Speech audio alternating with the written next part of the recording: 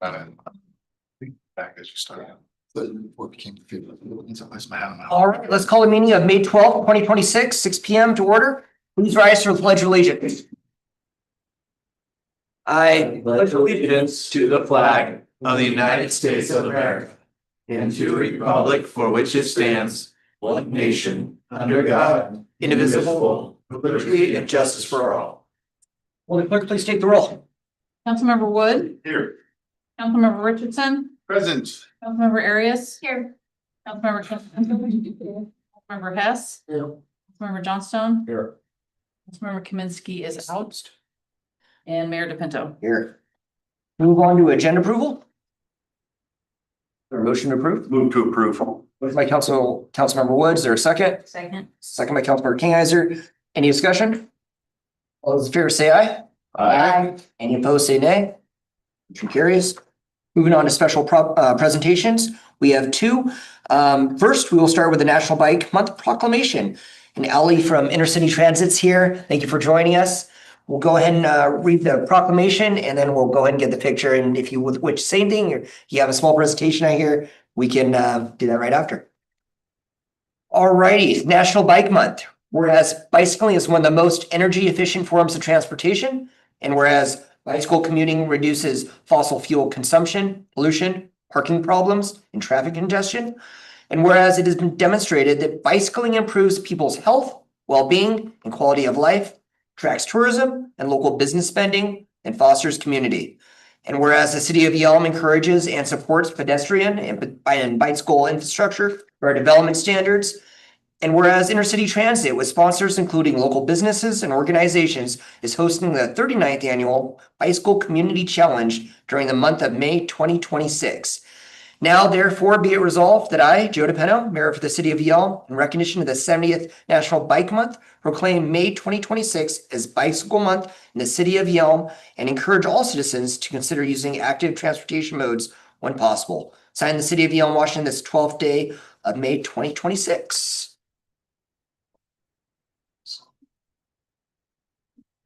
Oh, yeah, I do. Thank you. Gosh, should I get the bike? And that's Yes. Yes, you need to bike the picture. Did you ride the whole way here? Stand or sit here. That made me too busy, but I did bike along the Yelm to 90 Trail. So you did bike. Oh, we gotta stand up for this. Please. I don't bike though. We're working on it.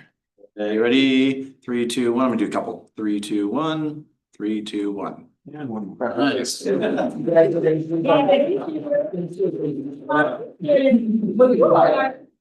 put that bike away and then come on out.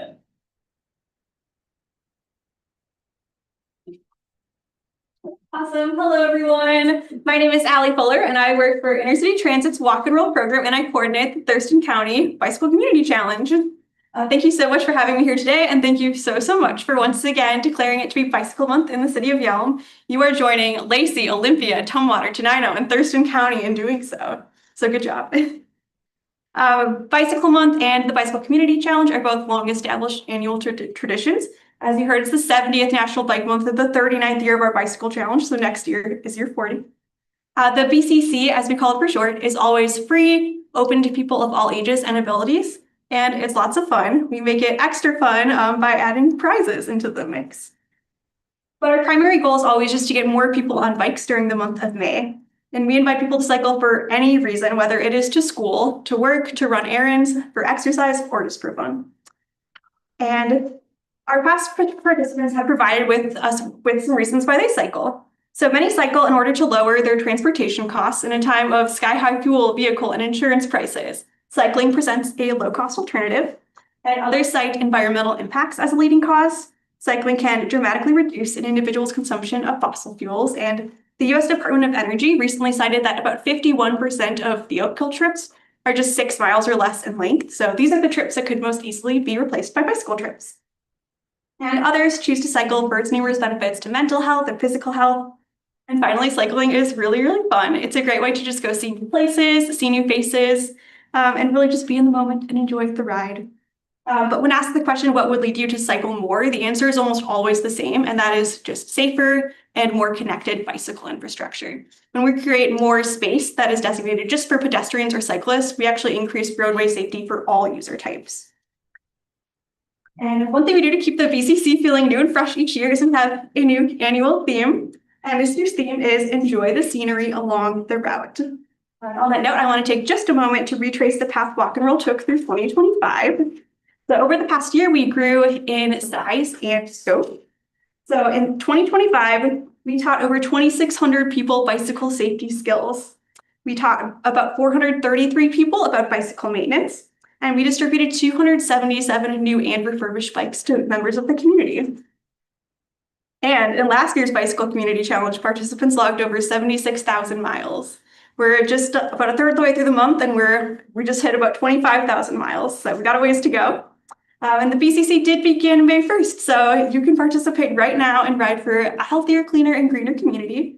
And participating is truly as easy as just hopping on your bike, going for a ride, and then of course, logging your miles on our BCC website. That's how you win prizes. We have lots of in-person events as well. We have a Bike Anywhere Day coming up on May 14th, where people are encouraged to cycle to work, to school, or anywhere, really.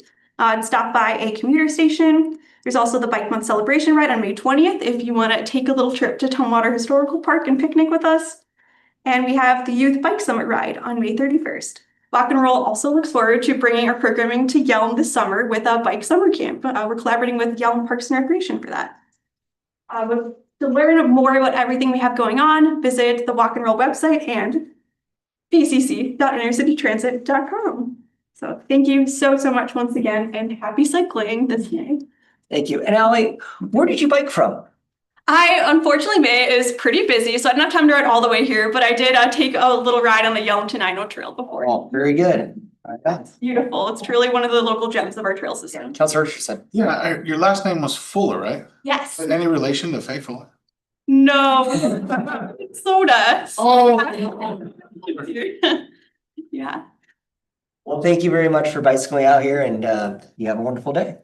Thank you. Congrats on the Yelm Prairie Line Trail expansion. It's an awesome. Thank you. Check it if you haven't already. Bike out there. It's really nice. Thank you all. Thanks. Thank you. All right, moving on to the Habitat Conservation Plan update. Cody, did you want to introduce anyone or? Yeah, I could speak really quick. So we have with us Confluence Environmental, Phil Block and Eric Doyle. These are our two they have a group of consultants, but these are the two that have been working on HCP for the last 4 years now. It's been a while. We've been working on this. We're almost near the finish line. So they're kind of here to give you an update since we have a couple new council members, and it's been a while since you guys have heard the story. So I'll pass it over to Phil and let him talk to you guys about HCP. A little presentation, which you guys should have in your packets as well. So It wasn't in the original packets, but it has been uploaded to the website, and I will be sharing my screen so you can see those.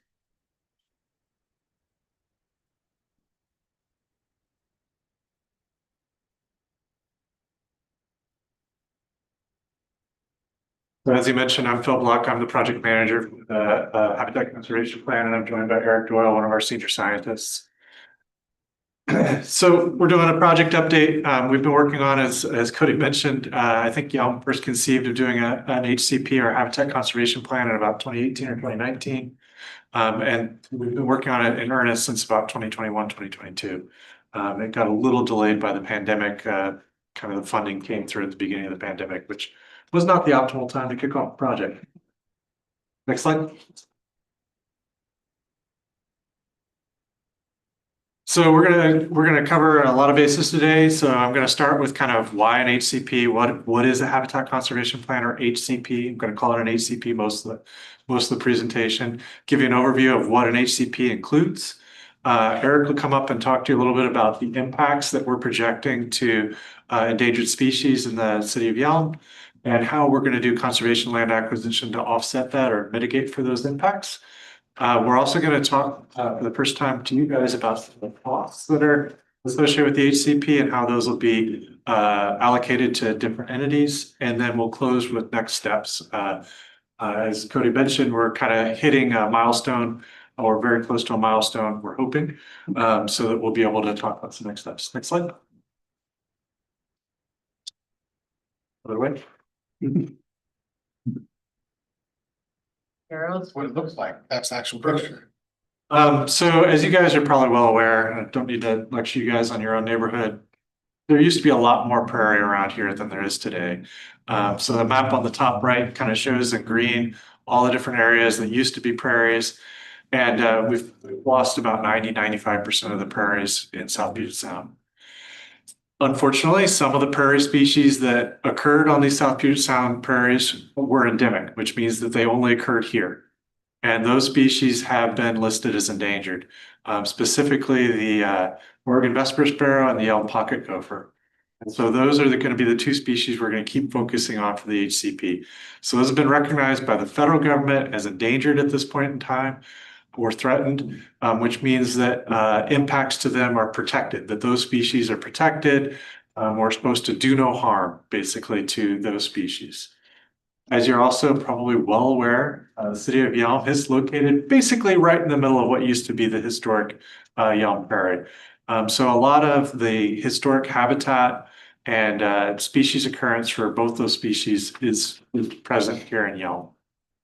And so what the Habitat Conservation Plan does is basically, I just said there's a do no harm, stay away from endangered species. Habitat Conservation Plan provides a clear path, a certain path to being able to do development when endangered species may be present, provides a way to account for impacts and to mitigate for those impacts. Without a habitat conservation plan, you're kind of stuck when you run into endangered species. So this is a way to ensure that you've got regulatory certainty for the plans and projections for City of Yelm's growth and development over the next 30 years. Next slide. So what does the HCP cover? So it only covers things that the city has control over. So that means within the city limits will be covered. We're also expanding a little bit to include the urban growth area so that if the city does an expansion within that urban growth area, it will be covered. There'll be a small process to bring it in, but it'll be covered. And then what are the activities we're covering? We're covering all the development within Yelm, private or city municipal developments, including the school developments. Any new developments or expansion that results in impacts. Eric will talk a little bit about how that's calculated. There are also some impacts associated with just maintenance of municipal operations. So transportation, utilities, parks, putting in, replacing, managing some of the buffers. That's a lot of that is vegetation management. And then the last piece of covered activities is that we're projecting doing what we call conservation land management, essentially acquiring and restoring prairie lands to provide for mitigation. And that'll be under the conservation lands management. And what will be covered is the initial restoration, any restoration activities we need to do to make sure that those are prairies. Sometimes that's planned burns, sometimes that's mowing or vegetation management, removal of. Next slide. So there's some things that don't need to be covered underneath the HCP, and these are exempt. We may provide some coverage in case those exemptions disappear, but basically single-family residential maintenance, so that's all covered. We don't need to get an HCP to do that. There will be no impacts that have to be mitigated associated with maintenance of a single-family residence, your yard, your property. That'll be taken care of for existing single-family residences. Agriculture activities are protected. We don't need to do it. There won't be any impacts under the HCP that we need to account for those, for growing agricultural products. And then a lot of the vegetation management is also it's exempt from the HCP. It's basically already gone through a process to say mowing along the sides of highways, things like that. That is allowed activities, and we don't need something with the HCP. So, as Cody mentioned, we've been in this process for a while, and that's kind of normal for a habitat conservation plan. We were fortunate that Thurston County already did an HCP for the rest of for the county. And so the cities within Thurston County that occur on prairies are now doing HCPs. So Tumwater's working on one and Yelm's working on one. So we're using the Thurston County HCP kind of as a little bit of a forerunner or model. So we've done some HCP planning, which happened in 22 and 23. And then we spent the last 2 years basically working with the services to get the language right in the draft HCP. They currently have, I can't remember if it's the second or the third draft of the HCP, and they've given us really positive feedback that they're only seeing very minor editorial changes that they expect to need at this point. So we're hopeful that sometime towards the end of the summer, we will have a draft HCP, which is a version of a habitat conservation plan that is ready for public review. So that will start what's called the NEPA and SEPA public comment process, or the formal review stage. So right now, we've been talking mainly with the Department of Fish and Wildlife and the U.S. Fish and Wildlife Service. So Department of Fish and Wildlife is a technical advisor to the city in this case, kind of comes along with the funding source. And then the U.S. Fish and Wildlife Service, that is our counterparty. So they're the ones responsible for enforcing the Endangered Species Act. And so they need to, at some point, approve the HCP for it to go into force. And then the NEPA and SEPA process, that's the National and State Environmental Policy Act. Those are EISs or public review documents. So there'll be an opportunity for the public to comment on the HCP before it's approved. And then ultimately what happens is there's a decision. U.S. Fish and Wildlife Service signs on the dotted line approving the HCP and issues what's called an incidental take permit, or ITP, to the city of Yelm. That will, as I mentioned, span for 30 years. We're projecting that'll happen in early 2027. And then after that happens, Yelm will have an HCP and they will have to implement it. Next slide. So to date, we've been doing the planning and funding through primarily a U.S. Fish and Wildlife Service grant, and there is some local match requirement. So 1/4 of the funding comes from local match. A lot of that local match has come through other planning activities that the city has to do. The comp planning process, the housing planning process, the climate planning process that you guys have gone through. Those have been eligible for the local match. So really, this hasn't cost you guys at this point. It's been primarily U.S. Fish and Wildlife Service through their grant. You guys got one grant, which we started in 2021. That one has since expired. We did not use all of that funds, but we used most of it. And now we're working on a grant, which was approved in 2024. And I think it just started this year. So we have 3 years of funding under that grant. So that'll go through 2028.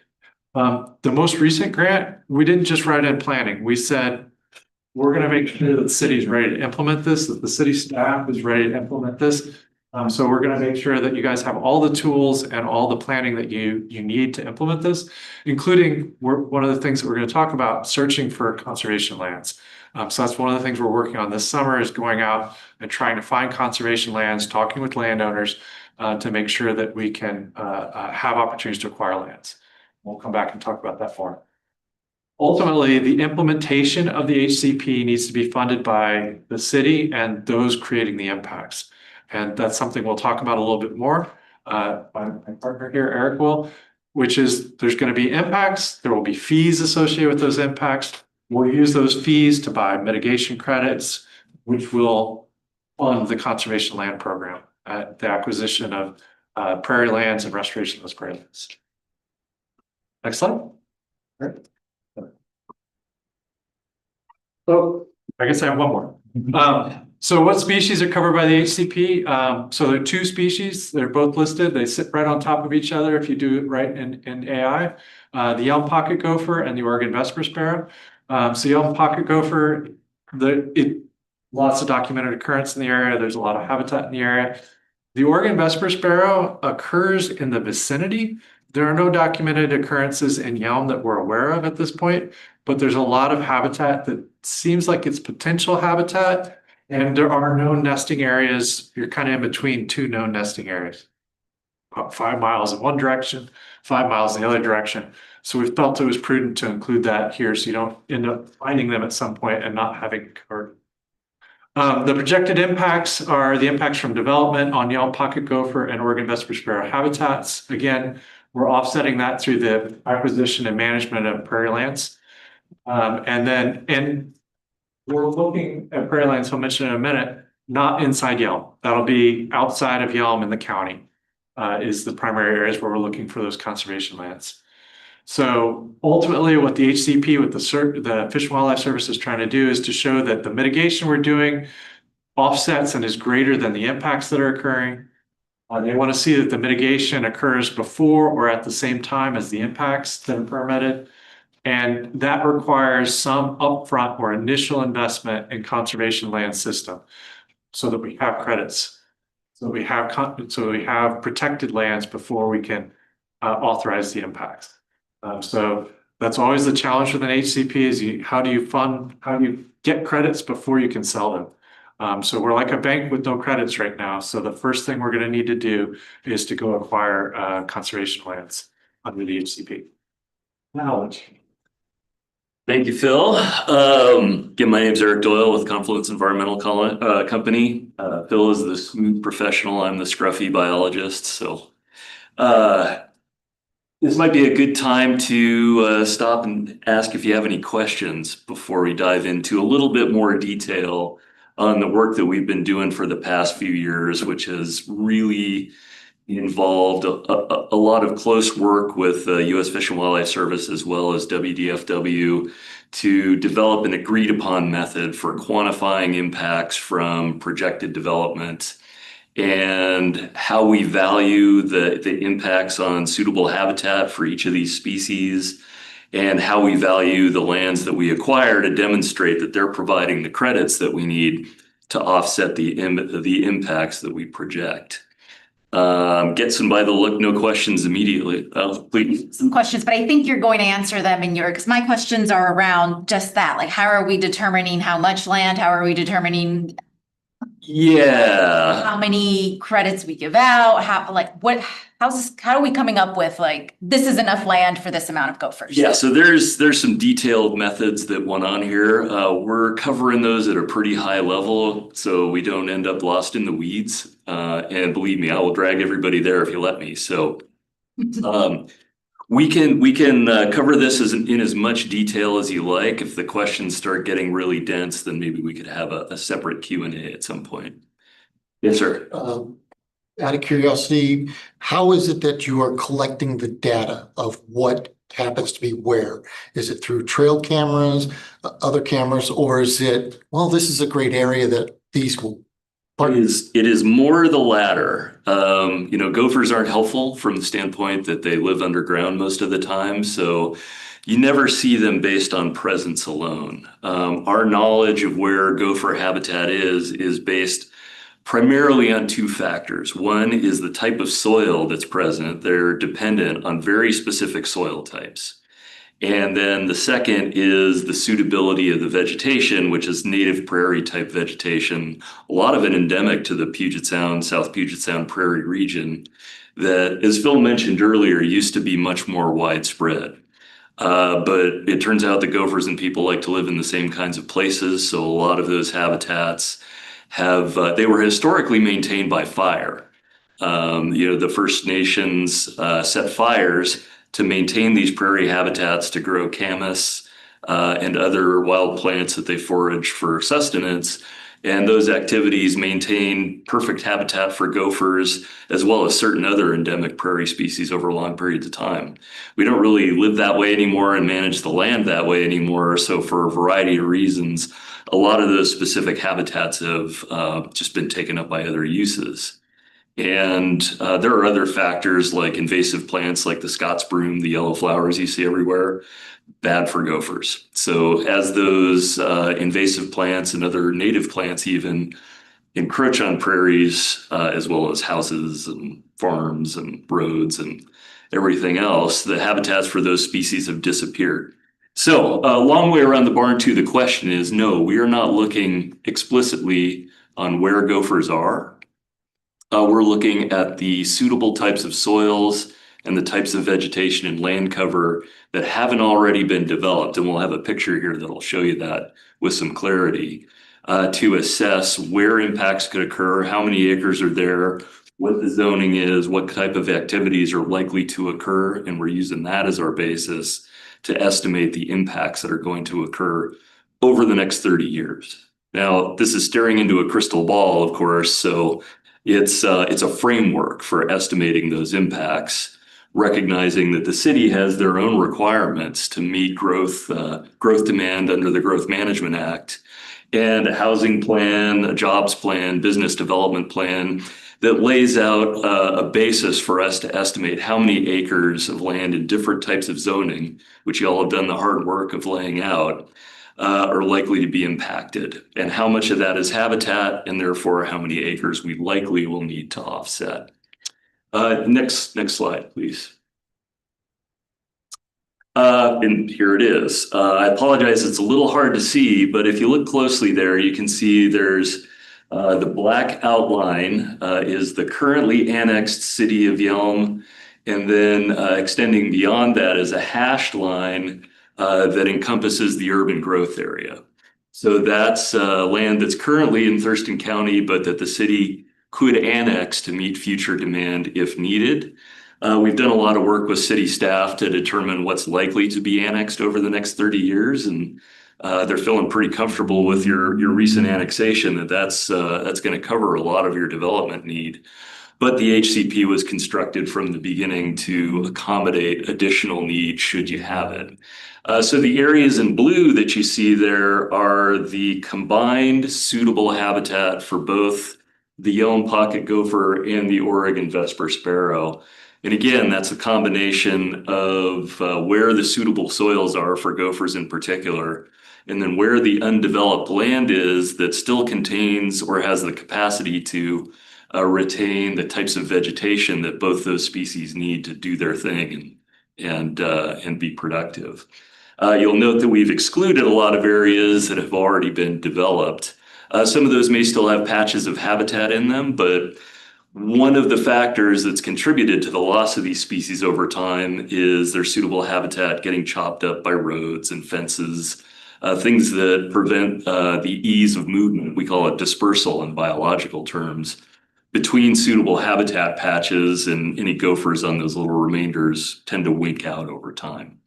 And without going into a bunch of detail, the logic of the HCP is like, if it's undeveloped ground and you're going to build on it, put up a fence, it's 100% impact. If that type of development has already occurred, then it's not habitat anymore, so you don't have to mitigate for other activities that are going to take place on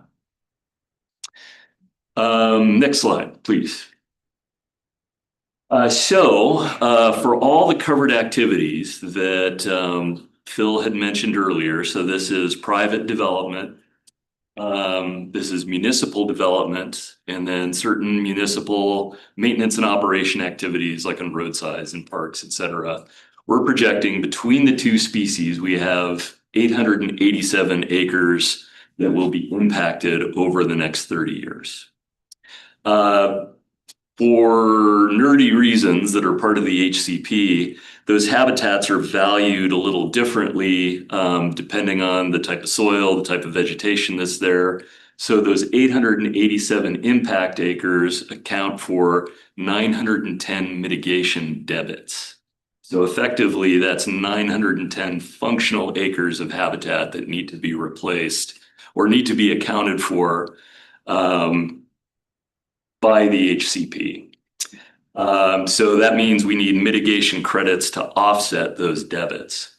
And because conservation lands will be restored to a higher level of function than the habitats within the city, which are degraded just by not being maintained for the benefit of the species and various other reasons, you need less land purchase. And then with restoration, you can restore that land to a higher level of function. And we're estimating that with 480 acres, give or take, of conservation land purchases, you can generate 950 mitigation credits or so. And that will be enough to offset the projected mitigation debit with a factor of safety. You need a little cushion in there just so everyone feels comfortable.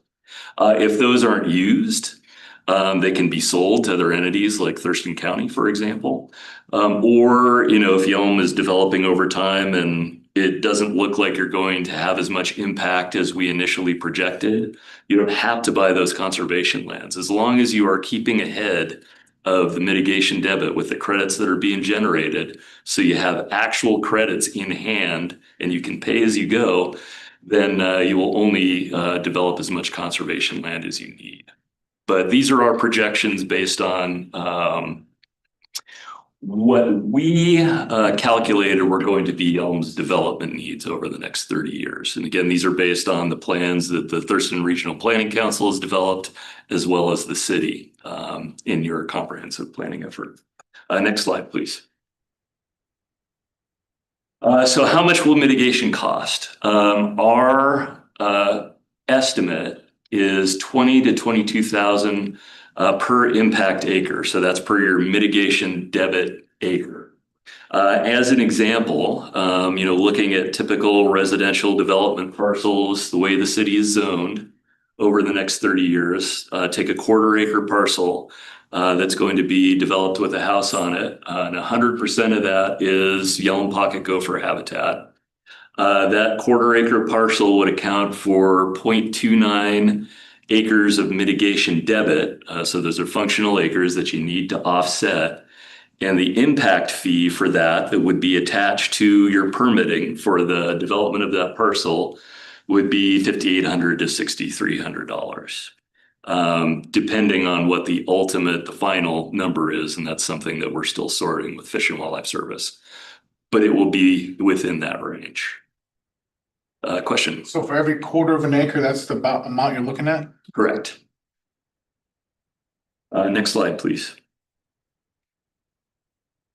So the mitigation credits, what do they pay for? It's the acquisition of the conservation lands that will feed into the conservation land system, the initial restoration of those lands, and then the ongoing maintenance and management of the property to make sure those mitigation credits are being maintained, as well as the administration of the HCP's conservation lands program. And again, mitigation has to occur in advance. This is a pay-as-you-go thing. You can't say, hey, we're going to develop, trust me, everybody, we're going to go mitigate. Oh, shoot, it didn't work out. Sorry. The Fish and Wildlife Service has been through this before. And so through their experience implementing HCPs, this is the system they've put in place. You need to pay as you go. And so that means an upfront investment, and we're working with the city on planning for that. And funding sources for that. So an initial purchase of mitigation lands will happen, and that will open up the HCP for the sale of mitigation credits to developers as demand begins to take off. Next slide, please. So the kind of theoretical plan, and again, as we're building the HCP, we're trying to read a crystal ball, right, and figure out how things are going to go. We have a reasonable idea of how development is likely to progress. And so we gamed out an initial acquisition of about 80 acres of conservation lands that would be restored, and collectively that would generate about 100 mitigation credits. That initial acquisition would be in the range of 1.5 million, including site restoration. And that would start the process. Now you've got mitigation credits available to sell. Those credit sales then feed the bank account for additional mitigation purchases or conservation land purchases, so you can stay ahead of your mitigation requirements. So early 2027, we'll be looking to complete that initial lands purchase. And then land would be acquired in chunks over the next 30 years as mitigation credit fees are acquired, and then lands are purchased and restored over time. Again, we just developed a hypothetical to game this out, 80-acre chunks every 5 years or so over the life of the HCP. In total, in 2025 dollars, we're estimating that the land purchases would cost about 8.8 million in total, or about 355,000 a year over the next 25 years. The intent is to complete the land purchases 5 years before the end of the HCP term, which is 30 years. Next slide, please. So where are we looking for conservation lands? We should state, and those of you who are here for the last presentation that we did, it was a couple years ago now. The Fish and Wildlife Service, you have a conservation plan for Yelm pocket gophers that is very much focused on the Yelm Prairie because this was one of the core hotspots for the Yelm pocket gopher subspecies.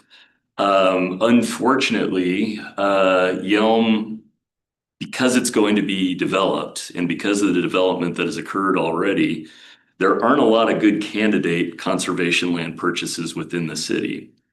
So we are looking outside the city, in the county, at areas immediately south, kind of the Four Corners area, as well as Tonalquat Prairie and areas down closer to Ruth Prairie. We are working with the Fish and Wildlife Service to make sure that we're picking the right lands that look good for their purposes. There's a lot of reasons for it, genetic relationships between different subgroups of gophers that they're trying to maintain and conserve for the benefit of the population as a whole, but there are trade-offs to be made. Lands have to be purchased from willing sellers. They have to have the right conditions. And so it's really a negotiation for what we can do realistically, given the needs that the city has to meet Growth Management Act requirements and the constraints imposed by available land and willing sellers. Next slide, please. The lands, once purchased, have to be restored and then maintained to obtain the desired level of conservation value and mitigation credits. Yes, sir. Mentioned a few times about this. There's going to be costs in restoring this land. What is exactly are you talking about? Well, so restoration needs to take place on land that thought I was understanding you telling us that this is ideal habitat land, and that's why we're looking at it for this purpose. Well, I should clarify. So there are some lands out there that are still in pretty good shape and have gophers on them. And that's one of the requirements is the lands have to be occupied by pocket gophers. A lot of the prairie habitat in this region has been invaded by non-native plant species, or it's been, managed for livestock and agriculture. So the ideal mix of plant species isn't there. You might have a perfect property also that has the impromptu junkyard on it, or leaking underground storage tanks, or houses where illegal activities may have been going. And those have to be addressed and mitigated, in line with code, and that costs. So, we're gaming out our costs, anticipating that type of thing is going to occur. And we want to make sure that the city is adequately funded so you don't end up having to pay for surprises. The other thing is, he mentioned that there are 890-ish acres of impact, and that to offset that 890 acres of impact, we only have to acquire 480 acres. And part of the reason why we're able to do that is because we're going to restore those to a higher value than the impact acres. So by making sure that they have native plant species and are restored, we get more value. And so while it looks like, hey, we got to do some management and stuff, that's actually a lot cheaper than going out and buying 900 acres of land. That's right. For example, I mentioned the Scott's broom earlier. It's a bad actor for gophers. They tend to disappear when Scott's broom is present. And it's difficult to eradicate. You can do it, but it takes some effort. So that's the type of initial site restoration. It's a combination of factors like that, but that's that initial restoration that you need to do. And the stuff is everywhere. So even on habitats that have a lot of potential, there's still going to be some restoration that needs to occur.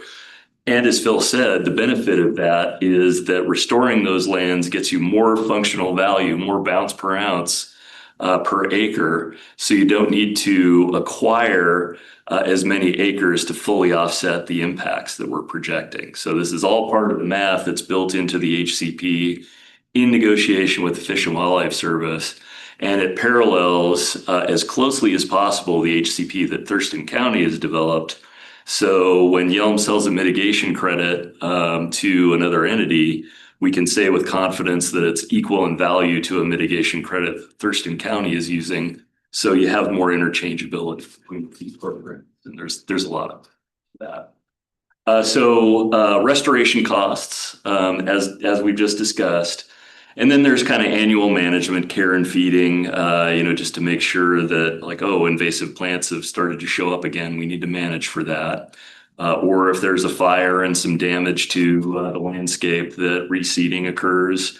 Managing the property to make sure that, unpermitted uses aren't happening, all stuff like that, to make sure that the property is being managed for the benefit of the species over time. So that initial site restoration cost, is about $2,400 an acre is what we've estimated. And we're basing that in part off of Thurston County's experience. They've determined that they didn't really budget enough and underestimated their initial restoration costs. And so they're having to turn up their mitigation fees a bit to account for some of the factors that we've discussed, like, the junkyards, the leaking underground storage tanks, or other activities on properties that cost a little money. Annual management is more reasonable, about $500 an acre, give or take. As the conservation land system grows, of course, that annual cost collectively is going to continue to rise. So you can see the graph there shows a sort of stair step of combined site restoration and ongoing management costs. For over the life of the HCP, site restoration we're figuring is going to cost in the neighborhood of 1.2 million. And then ongoing management at the end of the HCP term will be about 4.1 million in 2025 dollars ongoing. Next slide, please. So what happens after the HCP? At the end of the HCP, the agreement in place with the Fish and Wildlife Service is that the conservation land system will be managed in perpetuity. And, there's debate about what in perpetuity means, but for practical purposes, we're assuming another 30 years beyond the life of the HCP, and then we'll all be answering to our robot overlords. And so the value of the credits that you've sold have to be maintained over time. So you can't have take that's occurred and then the lands are left to degrade in function and lose credit value, and then you end up behind where you're supposed to end up. So that ongoing management will include surveillance monitoring to make sure that the habitats are providing the functional value that you've promised, and then managing the habitat like you have when you're running the program during the life of the HCP to make sure that those values are being maintained. That will be funded by a conservation endowment. So basically, this is an interest earning savings account that will collect money obtained from the HCP. We'll establish that up front. That account will accrue interest, and then funds can be used for HCP purposes over time. So you can dip in and borrow money if you have a cost expenditure that exceeds expectations, but only for HCP use.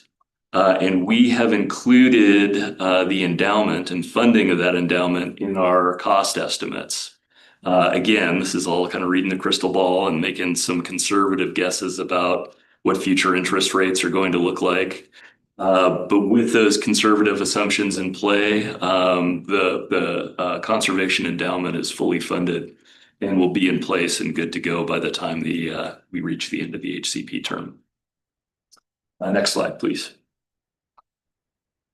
So the bottom line, we are estimating that over the life of the HCP, so this is land acquisition, ongoing management, management by the city of the credit debit system, and the conservation endowment is 21.3 million.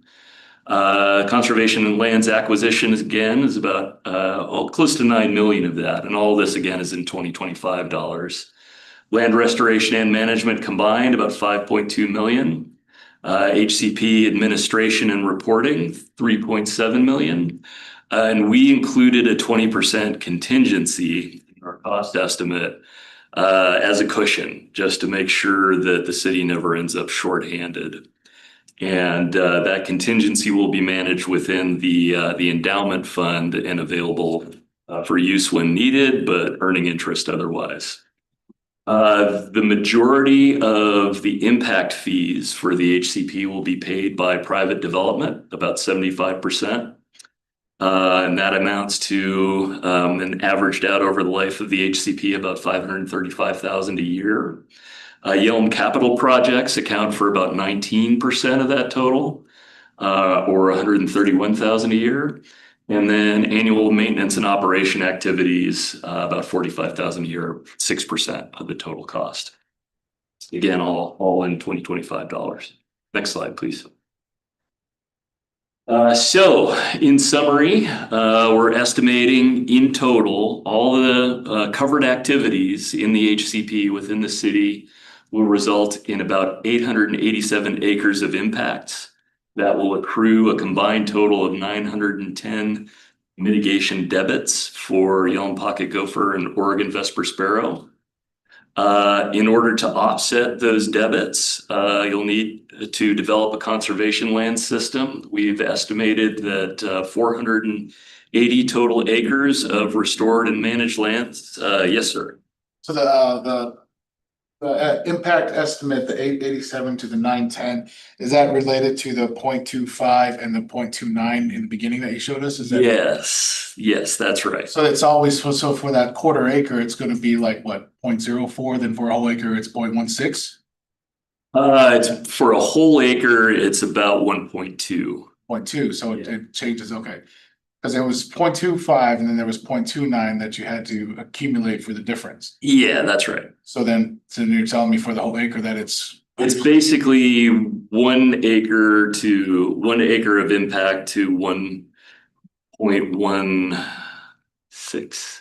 so it's not 0.25 and 0.29 then? So 0.25 times 1.16 is 0.29. So Okay. the 0.25 before was an example of a quarter acre development. Yeah, quarter. And now we're looking at. This is the total for all of the whole area. Yeah. That's in correlation with that math from the beginning. Yeah, I recognize the number looks a little weird and this is getting down into the weeds a little bit, but sparrows don't matter as much in terms of calculating that number. So It's included in the. yeah, so because it's a mix of 2 habitats and there's some areas where sparrow and gopher habitat don't overlap.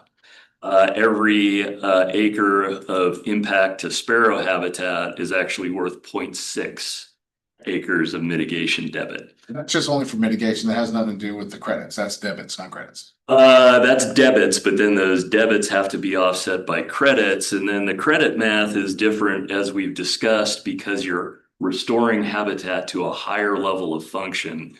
So you need fewer acres to offset the debit. You guys use that Common Core, okay. Yeah, I know it's nerdy stuff, and believe me, I've been bashing my head against these numbers for the last years, and I still get confused. But nutshell, we are estimating that somewhere in the neighborhood of 480 acres of conservation lands will get you 950 mitigation credits. And that will be enough to fully offset the impacts that we're projecting from Yelm's covered activities over the next 30 years with a factor of safety. And the conservation land system that you need to acquire and restore and maintain will cost $21.3 million in total, and over 70% of that will be paid by permit fees on private developers, with the rest paid by the city through various mechanisms that might include, for example, transportation levies, utility levies, to account for impacts from capital projects that occur within habitat for these 2 species. Averaged out over the 30-year HCP term, that's about $710,000 a year. And again, our credit costs, mitigation credit costs, are $20,000 to $22,000 per mitigation debit acre, which depending on which species you're talking about, and most of it is gopher habitat. So it's a little bit more, 1.2 acres per actual acre of impact for. So you have to have more, so because of the 2 species, you have to have more cushion for the difference? You don't have to pay twice, so if, Oh, yeah, Yeah. but do you have to include more mitigation? yeah, it's really about the gophers. The gophers need more mitigation per acre of impact than the sparrows do.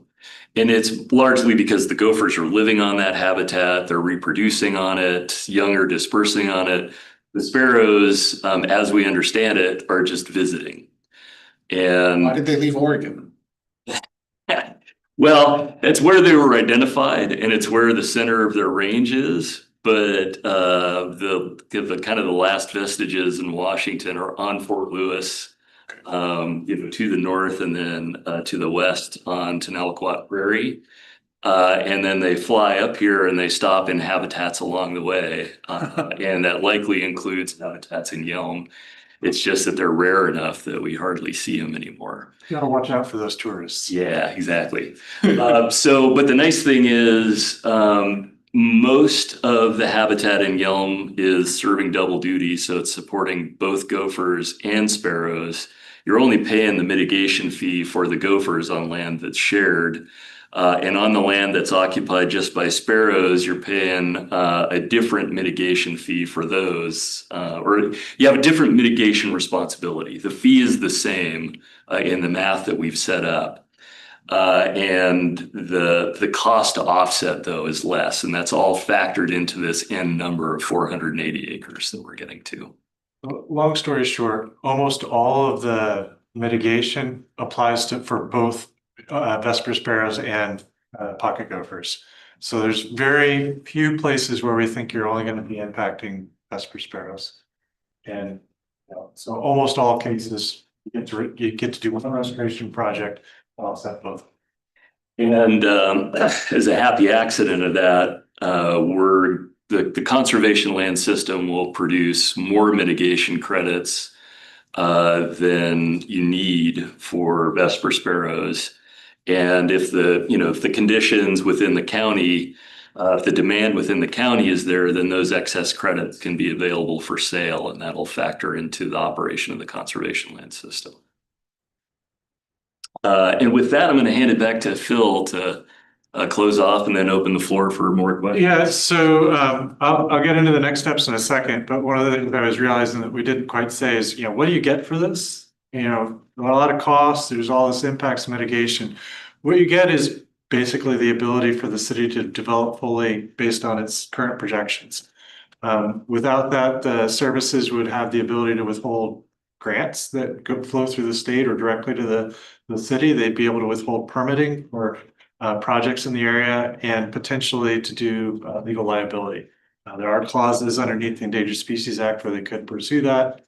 They don't do it very often. They usually do it when they see you actually hunting an endangered species, not when you develop, but intentionally thwarting the intent of the Endangered Species Act is something that has been pursued under that. So with House Bill 1220, we're required to grow, but within that, there's a stipulation to do all this. It's fantastic. Yeah. So this basically makes all that possible so you can hit your growth targets. Yeah, well, and just to add to that too, the way that things are operating now, if a private developer wanted to come in and do a big project in the city, because of the listing status of gophers, and the city doesn't have a mechanism in place to permit impacts to listed species, the developer would have to take on the cost of doing their own conservation plan, doing their own study to demonstrate the gophers are or aren't there and the quality of the habitat. And by the time you got around to that, the cost is likely going to be quite a bit more than the $20,000 per acre that we're estimating. Well, and beyond that, we've been dealing with the services for 4 years on your behalf. Yeah. And once this is in place, it'll be something that your permit shop can process. It'll be just right along with the standard permitting process. Yeah. A question to our current process. So are we saying, are we checking when developers are wanting to build on something? Do they have to turn into the city something that there aren't any gophers there right now? So we have built the system. Currently. Currently they do a gopher study if it's a gopher habitat, and they'll have to prove there's no gophers on it. If there's gophers on it, the project just stops. We have currently 1, 2, 3, 4 parcels right now in the city limits that have tried to build that cannot build because there's gophers and they are waiting for this to happen. Where the developer literally wants to get their permit process and they don't have a way to do it. They don't want the They have cost. HDP. They don't want the cost of having to do the mitigation. Right. The years, I mean, it's taken us, yeah, The services don't have to engage with them. It's kind of like some processes is like, no, we're just gonna let you wait. You can just stay at the back of the line and they can keep them there for a very long time. Yeah, and there's the cost and there's the delay and the time uncertainty that's involved that becomes a real factor. So with my understanding and how things are happening is, so we're working with you guys, with HCP, so we can get to the point where we can just permit and not have to have people pay for their own studies. They won't have to pay for their own studies. They'll just have that one very transparent fee that they'd have to pay. That's the type of language we need to communicate so everybody can understand what this all is about. It works two ways. Yeah. The way that Thurston County has done their HCP, and they develop differently, right? They're dealing with larger parcels and smaller impacts on those parcels. So they've set up a system that's different. We tried to design our approach in a way that really meets the city's needs, recognizes the way the city is going to develop on smaller parcels, and also that the city doesn't have the capacity or expertise to go through a bunch of studies handed in by developers to turn out if they're on the level or it would just be overwhelming. So we wanted to develop an approach that is as simple as and streamlined as possible. And I think that's exactly key, because I think for years when developers come in, when people want to build, when they want to develop on their own, they're hit with this study, this biological, like, you got to pay for this. So Then you find out later whether or not And you do something. right, and yeah, and so this is great news, because everybody looks at the city of Yelm and, well, they won't let me develop because of this, the pocket gopher. But now we're working with you guys in order to get to a place where all that's done. We have enough credits, we have enough mitigation. So all I gotta do is go to the city, get a permit. Yep. This is fantastic. Again, the way it got about it is crazy, but I understand. Awesome. So what's coming up? So right now, US Fish and Wildlife Service has promised to get us their comments by the end of May on the current draft. We'll turn those around this summer. We are working to start the process to find conservation lands on your behalf. So we're out there looking at parcels, trying to talk to landowners right now. There are not a lot of great opportunities. I'll say that very transparently. You guys have contacts, know some of these people. It's tremendously helpful. There are not a lot of great opportunities. There are some parcels that we found that look great on paper. We need those landowners to be willing to work with us to turn those into conservation lands. So our hope is that by the end of this summer, we will have an HCP that's ready to go for publication. You guys, probably the mayor's going to approve it. We'll review that document at that time. So it's a pretty beefy document. It's got a lot of the details that we may have looked detailed here. The document goes into those details a little bit more. Your staff has reviewed all this and they've been very helpful in getting us through this. When it goes out for public review, the public will get a public notice. There'll be a website that says, hey, if you'd like to comment, send it here. We'll both be doing the state and the federal process to get that through. We hope that that'll be a pretty streamlined process. We know that there are some interested parties that are pretty supportive of this process. Puget Sound Energy has their own HCP. Thurston County has their own HCP. This is an effort to provide you guys with those tools that they're already taking advantage of.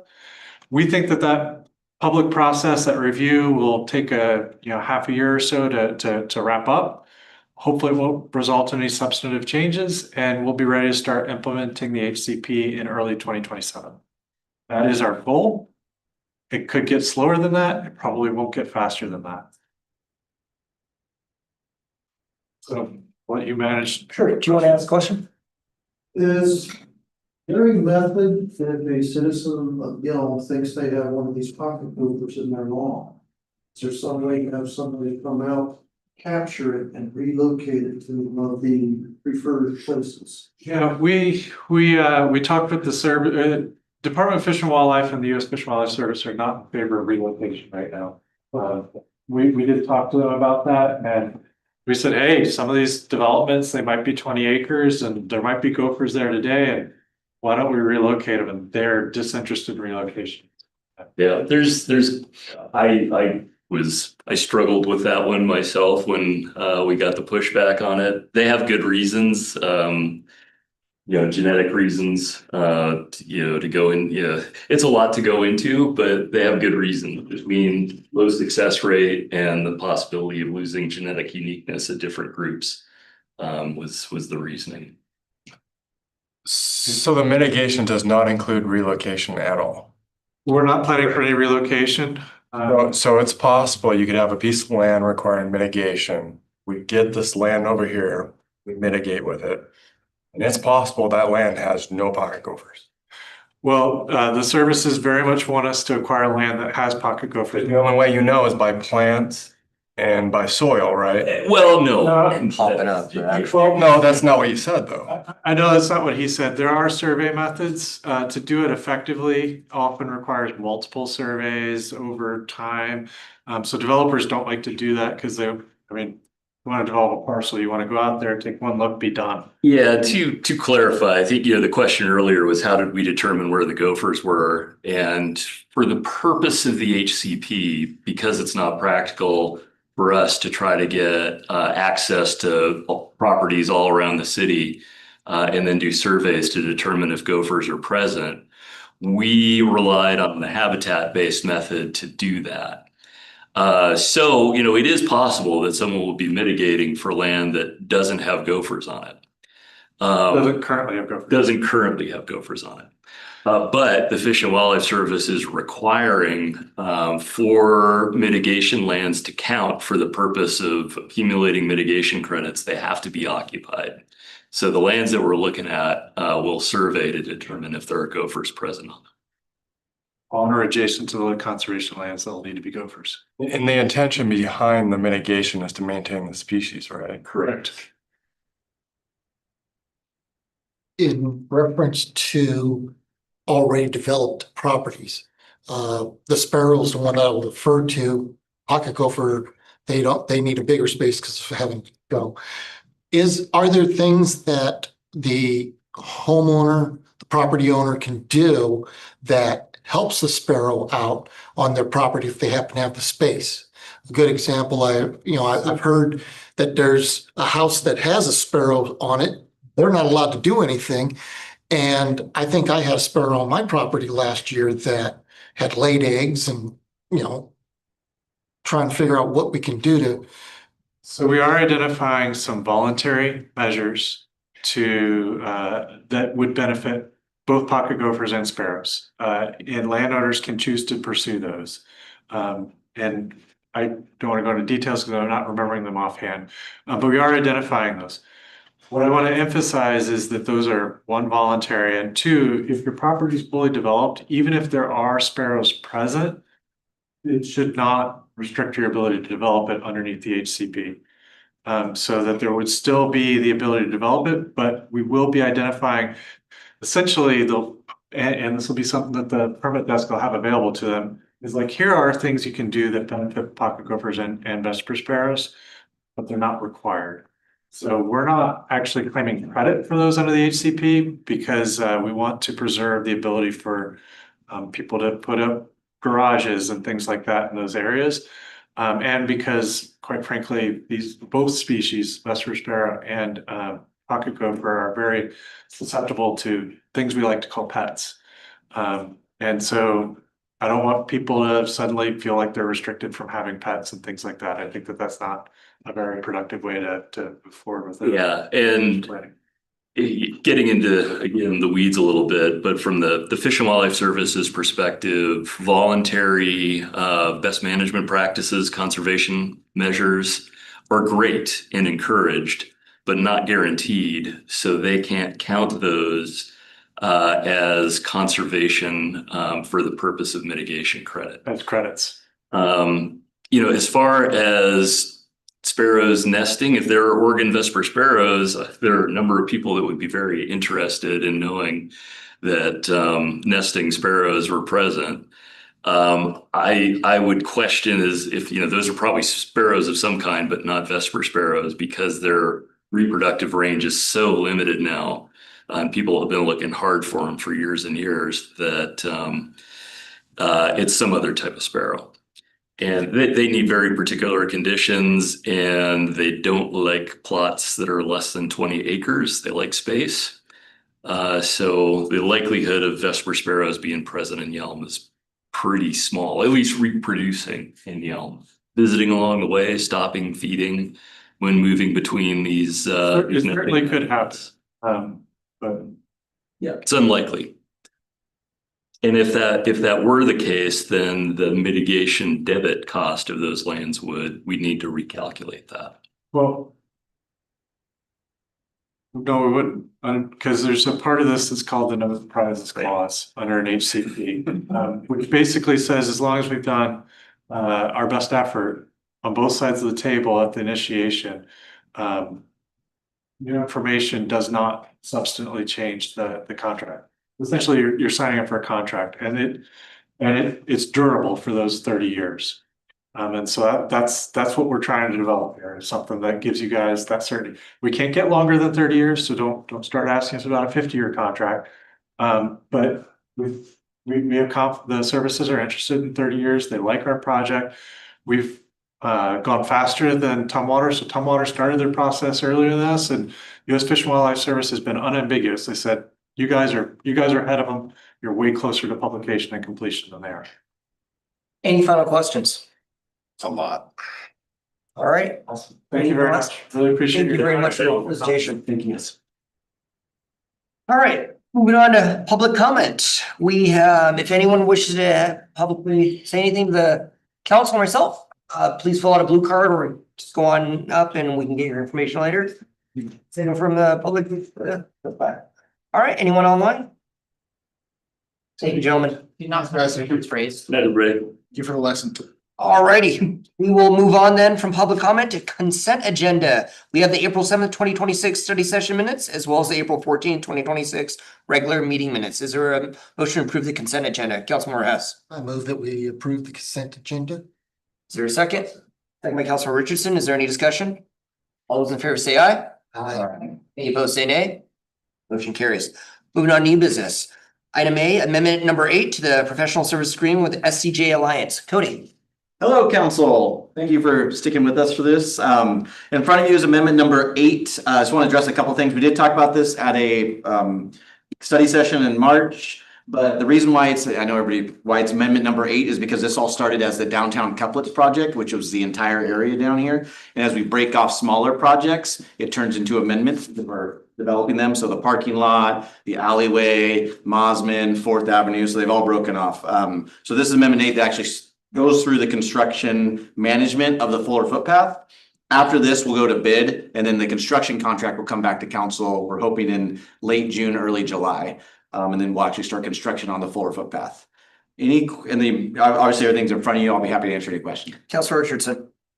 So understanding how grants work and how money's set aside, does the amendment number 8 have anything to do in correlation with the authorizing application for an acceptance of federal funding? Because I know a lot of times in order to get grant money, you have to match. Does it have to do with that? There's no match to our grant, the next item, but the reason I'm doing the amendments first is because if we don't pass the amendment, there's no reason to accept the grant because the amendment is with the project.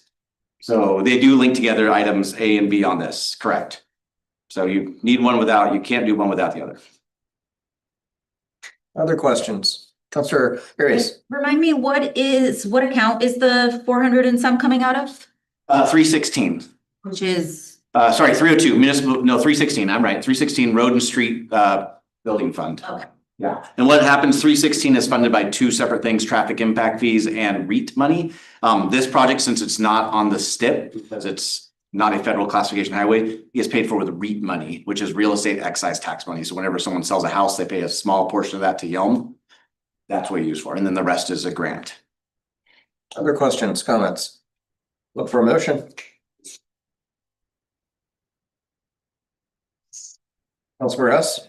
I move that we authorize Mayor Joe DePinto to approve amendment number 8 to the Public Services Agreement with SCJ Alliance in the not to exceed amount of $426,760.65 for project manual updates and construction management services. Is there a second? Second. Second by Councilor King. Is there any discussion? All those in favor say aye. Aye. Any opposed say nay. Nay. One nay, motion carries. Moving on, thank you, Cody. Moving on to resolution number 669, authorizing application for and acceptance of federal funding for the Fuller Footpath project. Cody. Now that we have an amendment to our contract, we can now accept money from the federal government to complete the project. So in front of you is resolution 669. Council has to adopt this resolution to accept the federal grant money that comes from the congressional direct spending. This was from Strickland's office, kind of helped us acquire this, but this isn't the federal budget. This $1 million will directly pay for the alleyway and the construction of the alleyway. So this resolution is just to accept that money so we can use it. Questions, comments? Councilor Richardson. I'm gonna make a motion, but. Is there any questions or comments before? Go ahead. Yeah, I'd like to move to adopt resolution number 669, authorizing the application for and acceptance of federal funding through congressionally directed spending for the Fuller Footpath project and authorizing the mayor to execute all necessary documents. Councilor has seconds. Any further discussion? All those in favor say aye. Aye. Any opposed say nay. One nay. All right, motion carries. Thank you very much. All right, moving on to old business, none scheduled. Moving on to standing council committee reports, starting with Public Safety Committee. No meeting. Moving on to Public Services Committee. Meeting. Moving on to Finance Committee. Meeting was canceled. Moving on to General Government Committee. All right. Moving on to Mayor City Minister's staff reports. Todd. Thank you, Mayor. Good evening, council. Just a couple updates from various departments. Police Department still doing background and interviews with lateral and entry level candidates to fill 3 vacancies currently in patrol. 2026 vehicles have arrived and are primarily almost all outfitted and on the road. From the Public Services Department, spring cleanup this Saturday, beginning at 8 until the containers are full. Pickups for elderly customers are occurring this week. I've seen the guys had a whole truck loaded with garbage coming out of a development earlier today. Splash pad testing is happening as well this week. From our HR department, we're doing interviews tomorrow for the seasonal recreation coordinator assistant. That will start here soon. From our communications department and rec, tomorrow evening, May 13th, is Love Where You Live Lego Mosaic Build, Community Center from 6 to 7. Monday, May 25th is the Memorial Day ceremony at the Yelm City Park at 2 p.m. June 14th will be our Flag Day ceremony at 2 in the Yelm City Park. There are additional fun family events for anyone as well. Anyone can visit our City of Yelm recreational social media page to find out the details for those. There's also community conversations that will happen tomorrow at noon at Quiznos, hosted by the mayor. From the executive department, just a reminder about the elected officials council hosted by South Sound Military and Communities Partnership. Takes place next Thursday at Eagles Pride Golf Course in DuPont. And then lastly, our very own city clerk, Kathy Linnemeyer, was selected by her peers for the 2026 Municipal Clerks Honor Roll. This has been around since 2001. This program has been an annual celebration of clerks across the country, highlighting their quiet dedication and important service to their communities. So congratulations. That's all I have, Mayor.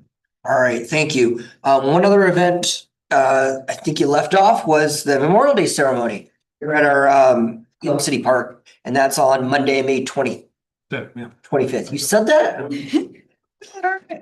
2 p.m. Didn't hear that. Thank you. We are planning for that right now. Just had a meeting earlier today, VFW commander as well, discussing some of the just how it's going to go down and all that. Other than that, WSDOT was in our city last week, filling potholes all throughout downtown area on their state highways. These are quick patches. They will be doing a more thorough cutout and replacement patchwork in July. So that was, if you've driven down our roads in the winter, it was pretty bad. I'm glad that WSDOT got on it. And speaking of WSDOT, they also opened up bids for the Yelm Loop. It is now official. It will go to construction. That is about a month long, June 24th. That's when the bid date closes. And at that point, this is all WASDOT, so this isn't the city of Yelm doing this. We are doing the roundabout at 5 Corners, but this is separate. And this is a WASDOT project. This is the Yelm Loop that will start they are doing a roundabout at the Walmart intersection that'll be converted, and that's where it'll start, and it'll end up where it dead ends by Collins Road right now. Any questions on any of that? Other than that, I just want to thank the school board and council for attending last week at the joint school board and city council meeting. Pretty productive, and we are continuing those conversations and following up on a few of those items. So thank you for participating in that. Other than that, looking forward to next week at the Eagles Pride. And is there any council members attending that? Registered? All right. Well, no worries. I know a couple you've done it last before, but it's in the morning early. But it should be a good meeting. Anything else on my end for me? Moving on to council reports, starting with for Wood. Thank you, Mr. Mayor. I attended a TCOM meeting, pretty light agenda. We passed a budget amendment to pay for services we already were provided as far as warranty and maintenance services from Motorola. Thank you. All our bills are paid. Excellent. Thank you. Councilor Richardson. Yes, really good council meeting today. The more I understand things, the more I think I dislike politics. But I do feel that with the circumstances, I feel like you guys are doing a decent job amidst everything that is imposed upon us. Thank you for your report. Councilor Arias. I've got a couple meetings coming up. Steady will be on Friday into 9 now, I believe. Yes. And then I've got a special meeting of the Regional Housing Council that will be in person at the atrium as well coming up. But that's all I've got. Thank you. Councilor King-Heiser. Good. Since we met last, I actually missed the STEPFA meeting, which is my normal commissioners meeting due to work, but I have been keeping tabs on them, and I did want to bring up a few things that they're needing support on.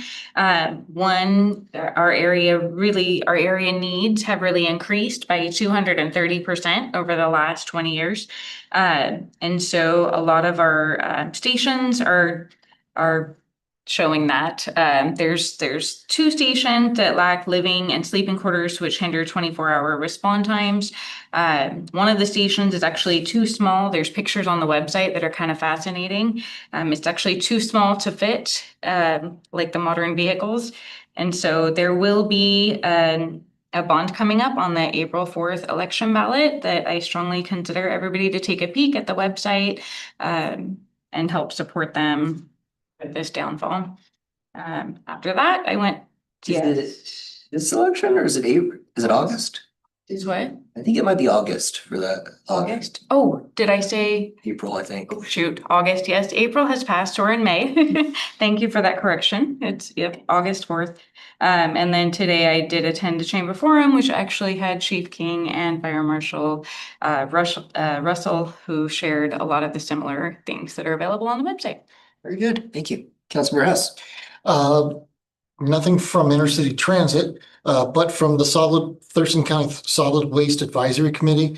Had a good meeting, had somebody talk about how they're going about their mitigations and some of the things that they do up in King County. And so it brought, some good discussion and also some future ideas on how to help out. One of the big things that was put out there is when it comes down to recycling, they're moving away, and this is from the state legislature, they're moving away from we as individuals, the consumers, being the ones responsible to the producer. So that will be something that as time goes and that starts getting into place, it'll be very interesting to see how they do that. And then next month's meeting, if I remember correct, it's going to be a tour of the solid waste facility. Very good. Councilor Johnstone. Other than our canceled finance committee, no meeting. All right, thank you. All right, there is no executive session scheduled. Take a motion to adjourn. Move to adjourn. Is there a second? for council areas. All those in favor say aye. Aye. All opposed say nay. We are adjourned.